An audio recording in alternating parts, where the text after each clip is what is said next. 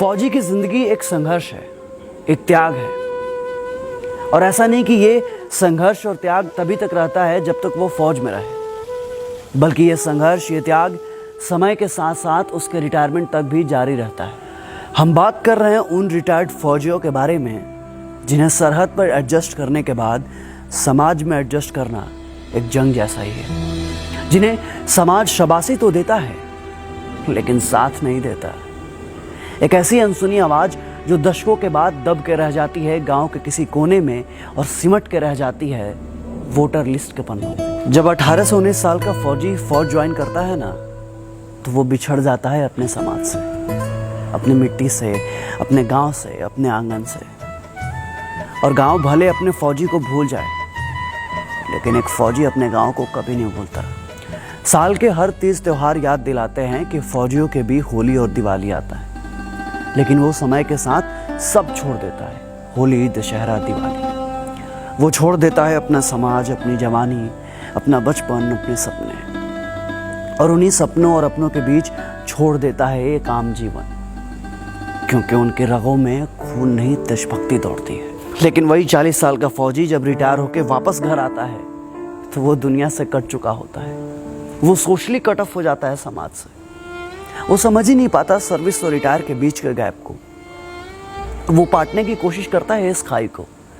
वो जोड़ना चाहता है दिल और दिमाग को। वो फिर से पुराने लम्हों को जीना चाहता है। वो सींचना चाहता है अपने खून और पसीने से अपनी मिट्टी और खेत को।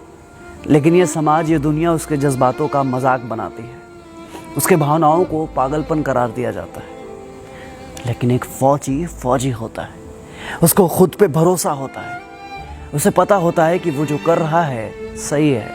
उसे तो आज भी लगता है कि दुनिया पूछेगी उसे कैंटीन की तरह और सर पे चढ़ा कर रखेगी रम की तरह। उसे तो आज भी लगता है कि दुनिया एक सर्विस की तरह है और यहाँ भी सारे काम फौज की तरह ईमानदारी से होते हैं। और ये भी एक कड़वा सच है कि दुनिया रिटायर्ड फौजियों को जगह नहीं देती साहब। वो बना के रखती है एक ऐसा गैप और राजनीति जिसका गणित आज तक किसी फौजी को समझ में नहीं आया, और उसकी इसी मासूमियत का फ़ायदा सारी दुनिया उठाती है। पता है, जब दुनिया सो रही होती है नींद की आगोश में, तो वो तड़के सुबह उठ जाता है गाय भैंस को चारा डालने के लिए और निकल जाता है दूर कहीं गांव में टहलने के लिए। अब गांव में उसके कोई साथी संगाती नहीं होते हैं। वो बिल्कुल अकेला होता है कई जनों के बीच में, एक अजनबी की तरह, या यूँ कहें कि एक परदेसी की तरह। फिर वो बनाता है गांव के बच्चों को अपना साथी और काटता है उनके साथ रिटायरमेंट के बाद की बची हुई जिंदगी। वह सुनाता है बच्चों को उन्हें फौज और फौजियों के किस्से और दिखाता है उन्हें जमीन और लड़ाइयों के हिस्से। वो बांटता है अपना दुख दर्द और खोजता है उन पलों में अपना पल, क्योंकि फौजी अपने किस्से कहानियों को बार बार जीता है। एक फौजी अपने सिस्टम में इतना ट्रेंड होता है कि वो किसी भी मिट्टी, किसी भी मौसम में खुद को ढालने की क्षमता रखता है। लेकिन न जाने हमारे समाज की ऐसी मानसिकता क्यों है कि रिटायरमेंट के बाद एक फौजी को सिक्योरिटी गार्ड से ज़्यादा काबिल समझा ही नहीं जाता। कभी ओसारे में बैठ उन रिटायर फौजियों को देखिए और उनकी आंखों से छलकते जीवन के संघर्ष को देखिए।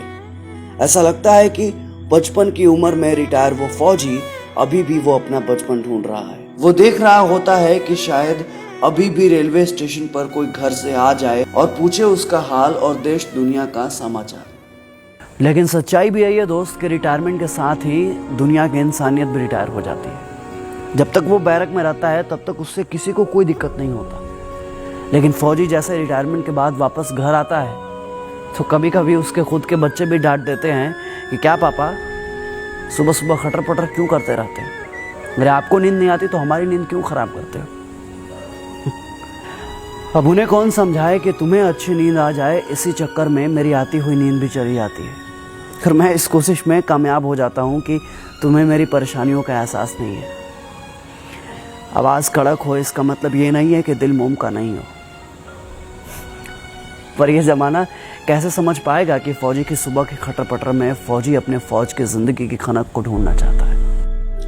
एक फौजी के नौकरी के शुरुआती समय लड़खड़ाते घर को संभालने में ही चला जाता है और बाकी रिटायरमेंट के बाद की जिंदगी के उतार चढ़ाव से निपटने के लिए उसे आधा मिलने वाले पेंशन के आधे में ही अपना जीवन सरवाइव करना पड़ता है। बाहुबलियों के जोर जबरदस्ती और कोर्ट कचहरी के चक्कर लगाते उन फौजियों की कहानियां ये चीख चीख कर कहती है कि सादगी और ईमानदारी के नाम पर फौजियों के साथ कितना छल हुआ है। अनुशासन में स्थिर रहने वाले फौजी जब घर आते हैं तो वो शायद ये भूल जाते हैं कि जमाने की रफ्तार में लोगों की टेंडेंसी में कितना बदलाव आ गया है, और इसलिए परेड में लेफ्ट राइट करने वाले फौजी भाई लोग किसी भी गलत चीज़ के साथ लेफ्ट राइट नहीं कर पाते, और शायद इसलिए समाज उन्हें पागल कहता है।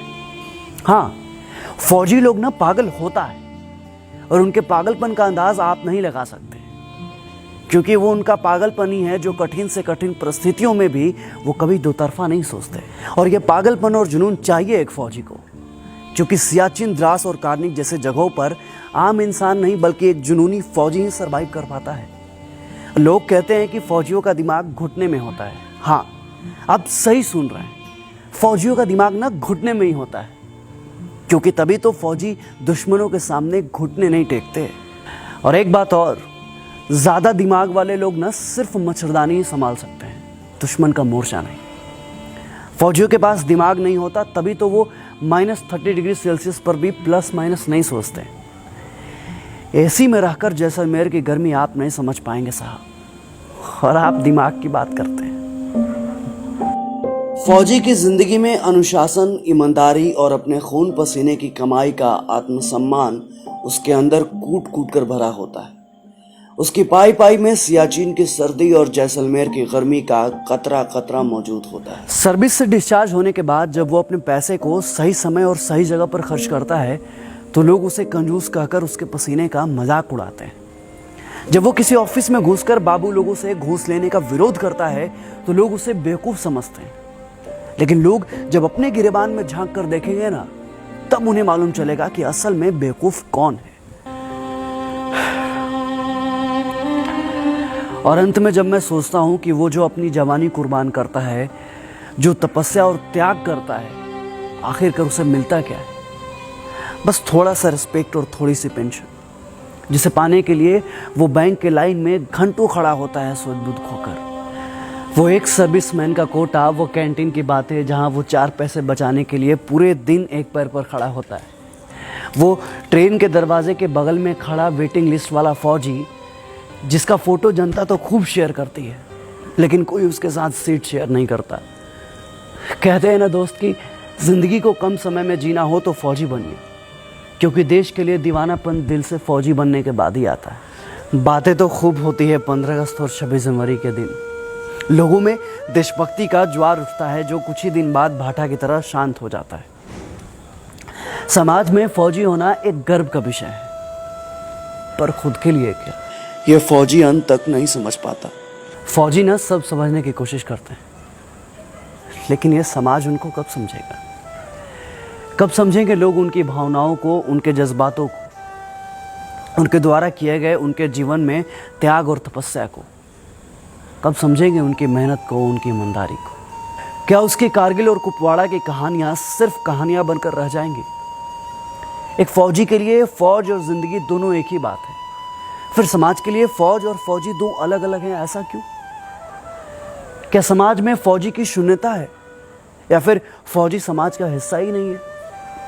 फिर क्यों समाज में रिटायर्ड फौजियों के लिए जज्बातों की शून्यता है? ये सारे सवाल समाज से हैं, और सनद रहें, समाज का हिस्सा आप भी हैं। सोचिएगा जरूर। जय हिंद, जय भारत।